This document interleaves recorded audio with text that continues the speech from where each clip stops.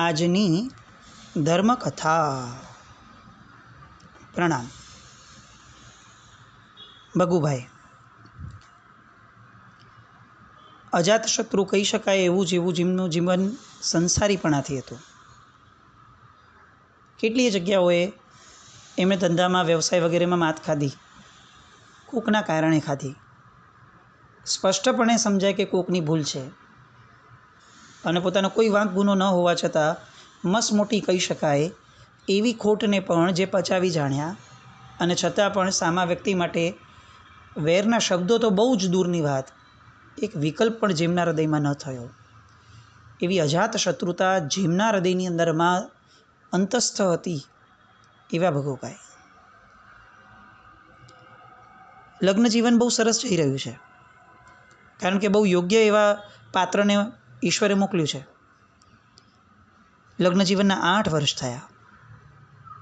લોકો પણ કેટલેક અંશે લગ્ન જીવનની સફળતા જેમાં ગણે છે, લગ્ન જીવનનું જે એક નિષ્પન્નતાવાળું ફૂલ ગણે છે, એવું એ બાળક હોવું, એ વાત માટે લોકો પણ ઘણી બધી વાર એમને ટોકતા.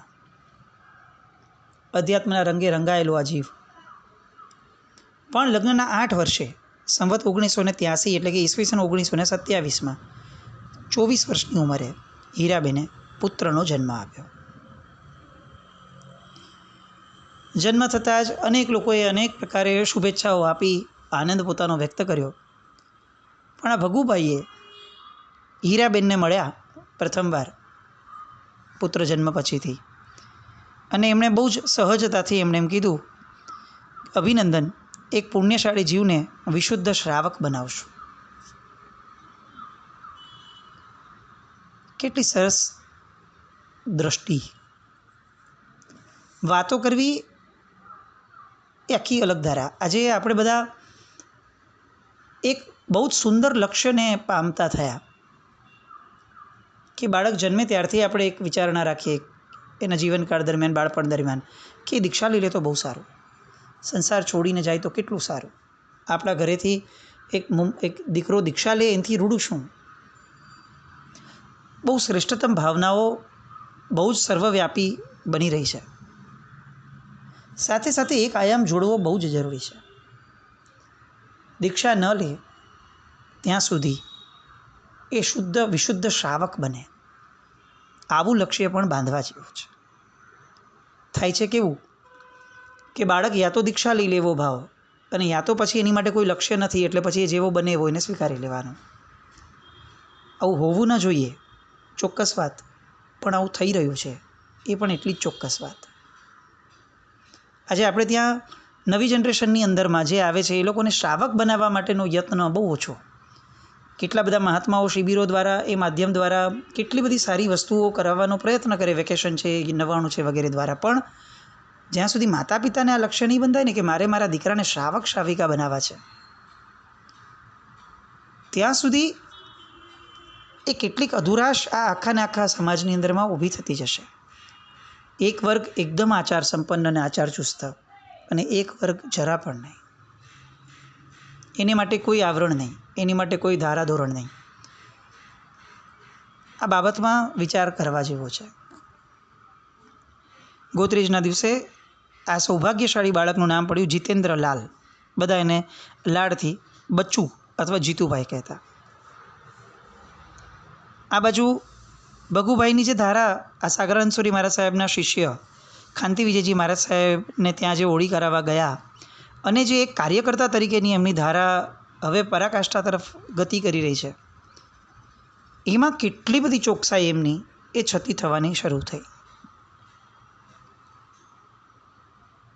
કોઈ પણ રસોડું શરૂ થતું હોય એમને યાદ કરાય, એ તરત ચેક કરે કે ભાઈ લોટ, કઠોળ, સૂંઠ, મરી, બલવણ વગેરે સામગ્રી ઝીણાપૂર્વકની ચકાસી જોઈએ કે આમાં ક્યાંય પણ જીવજંતુનો અવકાશ નથી ને.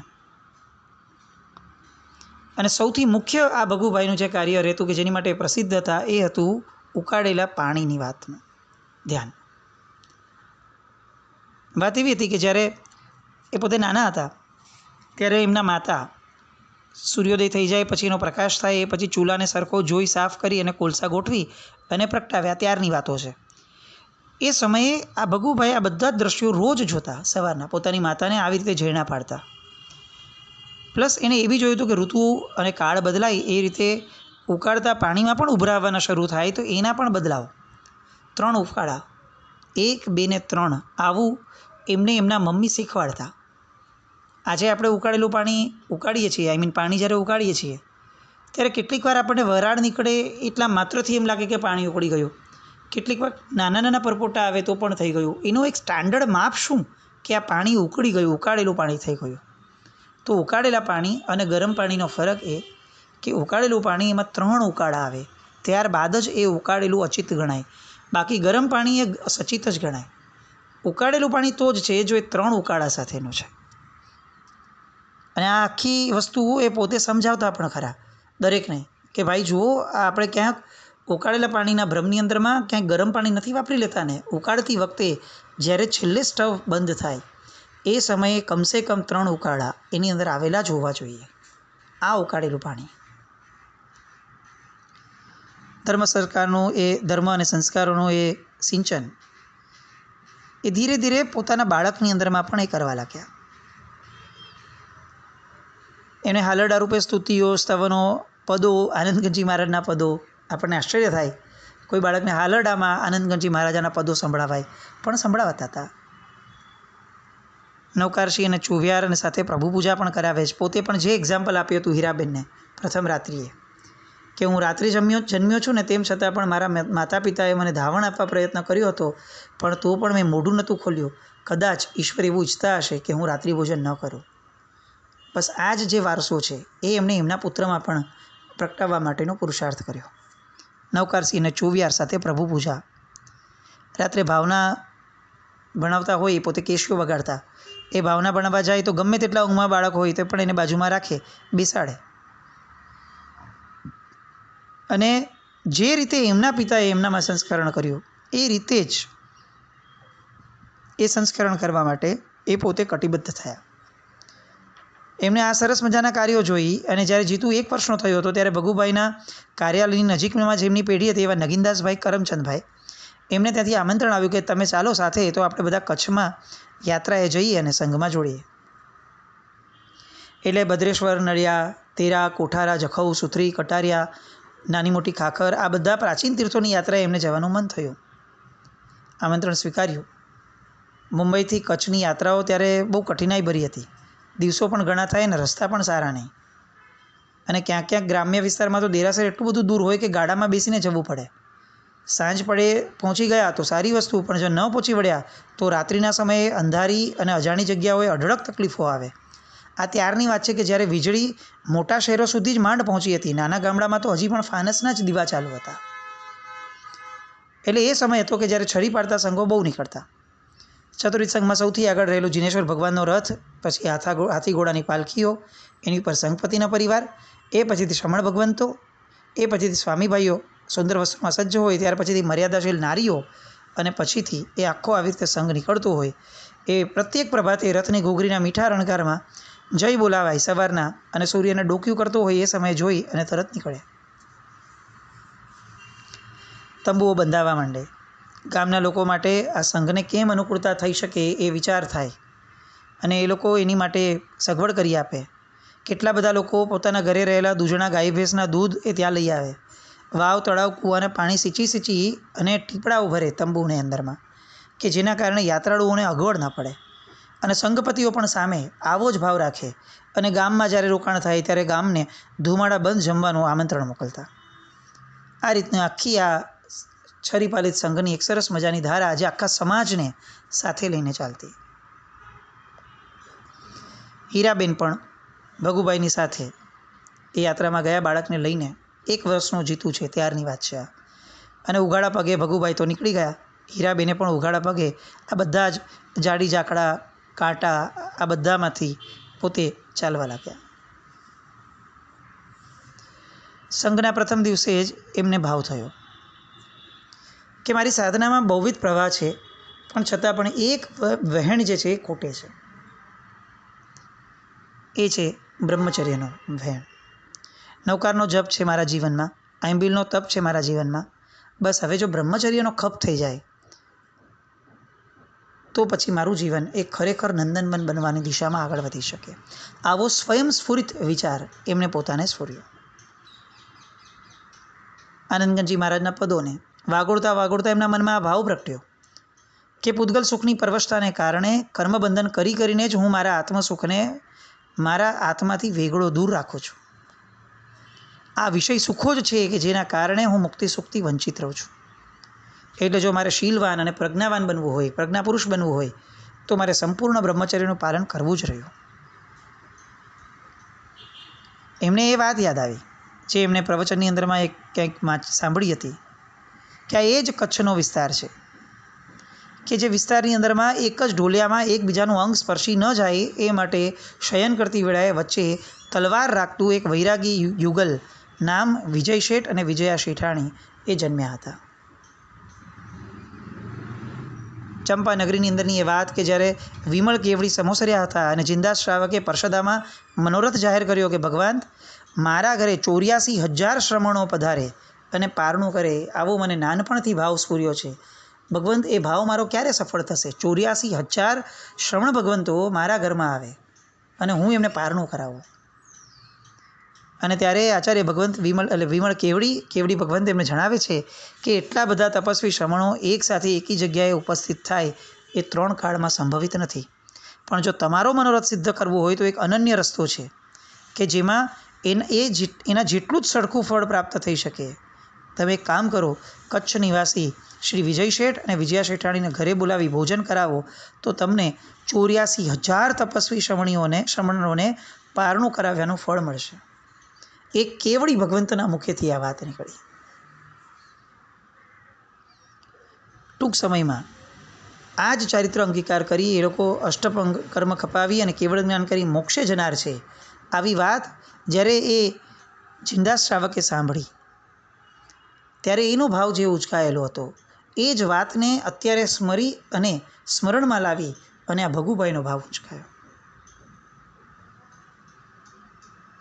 પોતે નક્કી કર્યું કે આ વાંચનમાં આવેલી ઘટના છે કે ચારિત્ર મુનિય કર્મ તોડવાની અપૂર્વ શક્તિ માતૃવત પરદારેસુ અને માતૃવત સ્વદારેસુ આ નિયમમાં છે. પોતાની સ્વસ્ત્રી હોય કે પરની સ્ત્રી હોય એને માં સમાન ગણવી જોઈએ. એ શીલ સંપન્ન બનવાનો રાજમાર્ગ છે.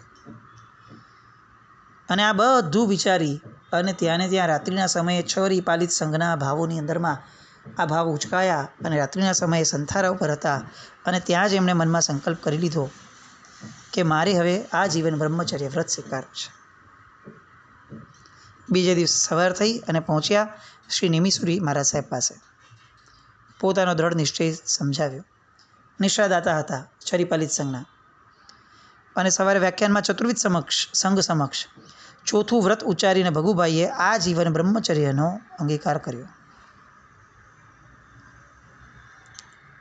કેટલો આનંદ થાય, કેટલું બહુમાન થયું હશે પોતાને કે આ અમે કેટલું સરસ મેળવ્યું, પણ એવું ન થયું. ભગુભાઈએ જેવો એ વ્રતનું ઉચ્ચારણ કર્યું, એ વિધિ પૂર્ણ થઈ એટલે જે રુદન શરૂ થયું, છેક જિનાલયમાં ગયા અને ભગવાન પાસે જઈને ચોધાર આંસુએ રડવા લાગ્યા. આ રુદન એ પશ્ચાતાપનું રુદન હતું, પણ નિયમ લીધું એટલા માટેનો પશ્ચાતાપ નહીં. મેં આટલો વિલંબ કેમ કર્યો આ વ્રત લેવામાં, એ પશ્ચાતાપના રુદને કલાકો સુધી રડ્યા. પણ પછી જે નિમિસુરી મહારાજ આદિ ગુરુ ભગવંતોએ પણ એમને એક સરસ મજાની સાંત્વનાઓ આપી કે તમે જે વિચાર્યું હતું, મને જે કહ્યું હતું કે ત્રિરાશિમાં મારે પ્રવેશવું છે, નવકારનો જપ, આઈમ્બિલનો તપ અને બ્રહ્મચર્યનો ખપ, એ ત્રિરાશિમાં હવે જ્યારે તમારો પ્રવેશ થઈ ગયો છે તો તમારા અશ્રુ એ આનંદના અશ્રુ બનવા જોઈએ. પ્રભુના ચરણોમાં પોતાના વિષય અને સુખને સમર્પિત કરવાનો આનંદ એ કેટલો મોટો છે એની આખી વાત સાહેબે એમને એ સમયે જણાવી. અને દરેક વાતની અનુભૂતિ પોતે કરતા હોય એવી અનુભૂતિ પોતાને થઈ અને એમને એક ક્ષણ એવું લાગ્યું કે હવે જીવનમાં કશું જ મેળવવું નથી, બસ એક વસ્તુ મને મળી જાય, દીક્ષા, સંયમ, પ્રવજ્યા, સર્વવેદી. પણ હજી પોતાની મંજિલ ઘણી દૂર છે એ એમને જાણમાં હતું. ભગુભાઈ ઘરે પાછા ફર્યા. કચ્છનો ચરિપાલિત સંઘ તો અનેકવિધ યાદો સાથે એમને માણ્યો ઘરે પાછા ફર્યા અને વહેલી સવારે એક દિવસ 3:15 વાગે એમની આંખ ખોલી અને એમને અચાનક એ પાટણમાં પોતે કિશોર અવસ્થામાં હતા ત્યારની એક ઘટના એમને અચાનક યાદ આવી.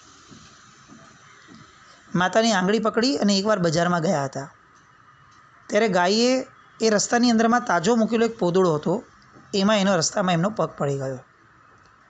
એ સાફ કરવા માટે પાણી માંગ્યું એક વણકર પાસેથી એમની માતાએ.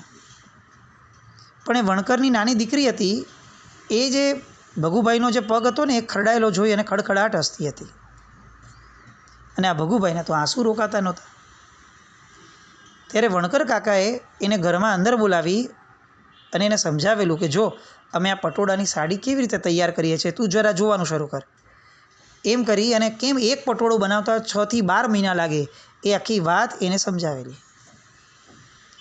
આ પટોળાને અને ભગુભાઈને રડવાને કોઈ સંબંધ ન હતો, પણ એ રડતા બંધ થઈ ગયા હતા. કારણ કે એ રુદનના કારણે જે વિષાદ ઊભો થયો હતો એ વિષાદને આ પટોળા, ભાતીગળ પટોળા, એના આખા રહસ્યો જેમ જેમ છણાવટ થતી ગઈ એમ એમ એને એમાં રસ પડવા લાગ્યો અને એનો વિષાદ ભૂલાતો ગયો. પણ આ આખું દ્રશ્ય એમાંથી સૌથી વધુ એમને યાદ એ રહ્યું કે એ ઉંમરમાં પણ એમણે એવો સંકલ્પ વિચાર્યો હતો કે હું મારી માને આવી સાદી સાડી પહેરે છે ને એના કરતાં એક દિવસ આવું પટોળું પહેરાવીશ. આ આખો પ્રસંગ યાદ આવ્યો સવારે 3:15 વાગે. માં તો અત્યારે છે નહીં, પણ આ આખા દ્રષ્ટાંતમાંથી હવે એમણે શું ઉપસાવ્યું તો કે નિર્જીવ તાણાવાણાની ગોઠવણી પણ જોનાર એનું જો હૈયું ઠરી જતું હોય અને પહેરનારને શોભાયમાન કરી દેતા હોય તો હું તો સજીવ છું. મારા જીવનની ક્ષણે ક્ષણ એ તાણાવાણાથી વણાય છે. શું હું આ વણકરોની જેમ જીવનના રેશમી સાળ ઉપરની ભાતને સુંદર નીપજે એ માટે પ્રત્યેક ક્ષણે જાગૃત છું? શું હું મારી ક્ષણો સાથે શોભાયમાન વર્તન કરું છું? શું મારી જીવન રીતિ જોઈ અને આંખ અને હૈયું આ બધું સંપૂર્ણ રીતે ઠરે છે? એ સમયે એમના પટોળા જોઈ અને મારું મન કેવું શાંત થઈ ગયું હતું. શું મારું અત્યારનું જીવન જોઈ અને મારું મન આવું શાંત થાય છે? અને અંદરથી ના આવી કે નહીં, મારામાં તો હજી તો ઘણું ખૂટે છે. અને એમને એક ક્ષણે પ્રતીત થયું કે મારા જીવનમાં સૌથી વધુ જો કોઈ ખૂટતી હોય ઘટના તો એ છે વિશ્વોપકારી પર્યંત પરમાત્માની આજ્ઞાનું મન વચન કાયાના ત્રિવિધ યોગથી પાલન. અને એ થશે ત્યારે જ જ્યારે હું નિરતિચાર સંયમ માર્ગમાં પ્રવેશીશ. અપ્રમત્તપણે કર્મક્ષય કરવા માટે હું પુરુષાર્થ આદરીશ. એમને તો ઘણા સમયથી આ જ્ઞાનાનંદમયી ચારિત્ર માર્ગ લેવો હતો, પણ સંસારના ઋણાનુબંધ ચૂકવવાના હજી બાકી હતા. બસ એટલે પોતે પોતાના મનને આરાધનાના માર્ગે વાળીને સ્થિર કરવા માંડ્યા કે હવે ઝટ પુણ્યોદય જાગ્રત થાય અને જીન આજ્ઞાનો પ્રખર આરાધના કરવાનું મને અનુકૂળતા પ્રાપ્ત થાય. એવામાં એક મુમુક્ષુ એમને પ્રાપ્ત થયા. નામ મોતીચંદભાઈ, સુરતના નિવાસી, પણ રહેવા આવ્યા હતા પાયદુની ગોળીજીમા પાસે, એટલે ભગુભાઈની બાજુમાં. ત્યાં વર્ધમાન જૈન પાઠશાળામાં અભ્યાસ કરવા આવે. હવે ભગુભાઈ તો કોઈને પણ અરે અન્યાય ન કરે, ભેદભાવ ન કરે, પણ વૈરાગ્ય વાસિત સંદેશો આપતા આપતા મોતીચંદભાઈને વૈરાગ્ય જાગ્યો અને એમને દીક્ષાનો યોગ પણ થયો. માતા પિતાની સંમતિ મળી અને પાવાપુરી સમેત શિખરજી વગેરે કલ્યાણક તીર્થોની યાત્રા પણ કરી આવ્યા. હવે મોતીચંદભાઈએ નિર્ણય કર્યો કે જો હું ધર્માભિમુખ થઈ શક્યો છું તો એનું મૂળ કારણ ભગવાન દાસભાઈ છે. દીક્ષા લેતા પહેલાં હું એમને મારા સંસારી ગુરુ તરીકે શું ભેટ આપી શકું કે જેના કારણે મારા પરનો એમનો ઉપકાર એ હું વાળી શકું. આવું વિચારતા વિચારતા એમણે પોતાની નાની બહેનનો સાથ લીધો. એક થાળમાં ઉત્તમ દ્રવ્યો, મેવા, તાજા ફળો, રેશમી વસ્ત્રો, રજત, કળશ, પૂજાનો કેસ, રૂમાલ, આ બધા સરસ મજાના સજાવટ કરી ઉપકરણો ગોઠવડાવ્યા. એ થાળ પોતાની બહેનના માથે મુકાવ્યો અને ભગુભાઈના ઘરે આવી પહોંચ્યા. સવારનો પોર હતો, પંખીઓનો કલશોર હતો. રાય પ્રતિક્રમણ કરીને જસ્ટ ઊભા થયા છે ભગુભાઈ ઓરડાની બહાર આવ્યા ત્યાં તો ચમકતી આંખ અને હસતા હોઠે આ ભાઈ બહેનની જોડી એ એમને દેખાણી. એ કંઈ પણ સમજે એ પહેલાં બંને જણાએ એમને પગે લાગ્યા, પ્રણામ કર્યા. ભગુભાઈએ રોક્યા અને કહ્યું કે તમે હવે દીક્ષાર્થી છો, મારા માટે પણ તમે પ્રેરણારૂપ છો. પણ આ એકલા નહોતા આવ્યા, 25-30 વ્યક્તિઓ એ બધા ભેગા થઈ ગયા હતા. પડોશીઓ પણ આવી ગયા હતા. મંગળ ગીતો ગવાતા હતા. ભગુભાઈનો ગોરો વદન, એની ઉપર આ આખો પ્રસંગ, એની અંદર જે એમની સંવેદનાઓ પ્રગટવા લાગી એના કારણે ગુલાબી શીરડા પડવા લાગ્યા. અને આ બાજુથી બહેનના માથે રહેલો ચાંદીનો થાળ બહુમાનપૂર્વક એમણે મોતીચંદભાઈને આપીને કે ઉપકારીનો બદલો વાળવો અશક્ય છે, પણ મારી રગ રગમાં નવકાર, નવપતજી અને બ્રહ્મચર્યની 9 વાડ આ પ્રત્યેનો અહોભાવ જે તમે વધાર્યો છે એના કારણે હું આપને એ વિનંતી કરું છું કે મારા વડીલ બંધુ બની આજે અનુગ્રહ કરો અને મારો આ ઉપહાર સ્વીકારી અને મને ઉપકૃત કરો. બધાના હૃદયે આર્દ્રતા અનુભવી, જળજળી આવવા લાગ્યા. અને ભગુભાઈ એ સમયે ગદગદ થઈને કહે છે કે મોતીભાઈ, ખરી ભક્તિ તો ગુરુ મહારાજની જ કરવી જોઈએ. તમને કદાચ એવું લાગે છે કે મેં તમને જીનવાણીનું શ્રવણ કરાવ્યું હતું, કે એ લોકો વર્ષો સુધી પ્રત્યેક દિન આપણને જીનવાણીનું શ્રવણ કરાવે છે અને એના કારણે જ તો આ સમ્યક જ્ઞાન પ્રાપ્ત થયું છે. માટે આ ઉત્તમ દ્રવ્યો કોઈ યોગ્ય આરાધક હોય ને એ આત્માને ભેટ આપો. ભગુભાઈએ લાખ વિનવણી કરી, પણ તેમ છતાં મોતીચંદભાઈ થાળ ત્યાં જ રાખીને વિદાય થયા. એક પાડોશીનો પણ આમ ભાવ થયો કે આ કેટલી હદ સુધીની સાદાઈ છે, કેટલું નિસ્વાર્થ કાર્ય છે. પોતાની સ્વપ્રશસ્તિ સાંભળવા માટે પણ એ તૈયાર નથી. આ આવી પાત્રતા. અને એ પછીથી એક પછી એક એવા પ્રસંગો બનવા લાગ્યા કે હવે આ ભગુભાઈની જે દીક્ષા છે એ માટેનું એમનું મન અત્યંત અધીરું બનવા લાગ્યું. એ બીજા બધા પ્રસંગો તરફ આવતીકાલે આગળ વધીએ.